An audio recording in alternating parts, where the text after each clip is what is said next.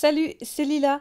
Alors il y avait beaucoup trop de bruit chez moi, donc j'ai décidé d'enregistrer ma voix par-dessus, on verra ce que ça donne. Je voulais vous faire un petit update de mes acquisitions vintage en rapport avec le hula hoop, puisque le Père Noël est passé par là. J'aimerais commencer dans l'ordre chronologique avec cette coupure de journal qui date de 1907 que j'ai trouvée sur eBay. Alors je la trouve très particulière puisqu'elle représente un groupe de femmes en patin à glace. Ça se passe en Suisse, ça s'appelle les Jeux de la Neige et ça fait partie d'un journal satirique qui s'appelle Fantasio. Et donc elles sont sur la piste de départ avec des cerceaux qui sont prêts à rouler. Donc c'est très populaire des jeux du 19e siècle. Ensuite, j'ai une photographie à vous montrer qui m'a été offerte par mon frère jumeau, donc c'est vraiment très précieux pour moi.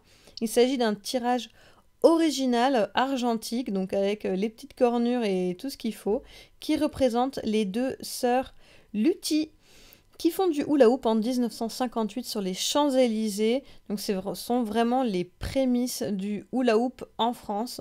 Donc pareil, c'est vraiment très cher à mon cœur. Et puis bon, sur les Champs-Élysées à Paris. Et enfin, la grande pièce, c'est mon grand cadeau de Noël. J'étais tombée amoureuse de cette lithographie il y a quelques mois. Donc je viens tout juste de l'encadrer.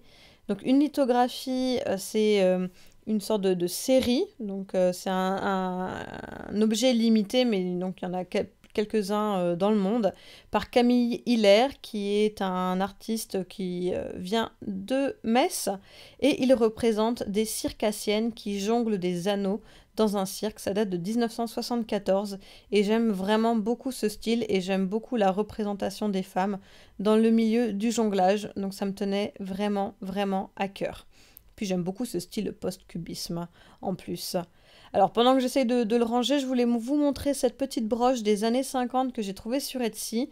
Alors je ne peux pas vous la montrer en vrai puisque je l'ai offert à une très chère amie. Donc vous le voyez ici porté, c'est tout petit. Mais c'est assez spectaculaire puisque j'ai jamais vu d'autres broches dans ce style-là.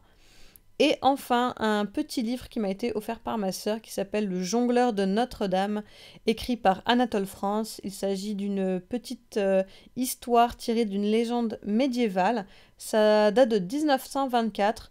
Encore une fois, c'est un objet donc limité puisqu'il n'y a que quelques centaines d'exemplaires qui ont été édité et c'est pas du hula hoop mais je voulais vous en parler parce qu'il fait partie un petit peu de mes recherches. Je travaille beaucoup sur l'histoire du hula hoop, sur l'histoire du jonglage, sur la représentation du jonglage et du cercle dans l'art. Donc là avec les illustrations, c'est magnifique et ça me tient vraiment à cœur de garder ces objets-là qui ont pratiquement 100 ans.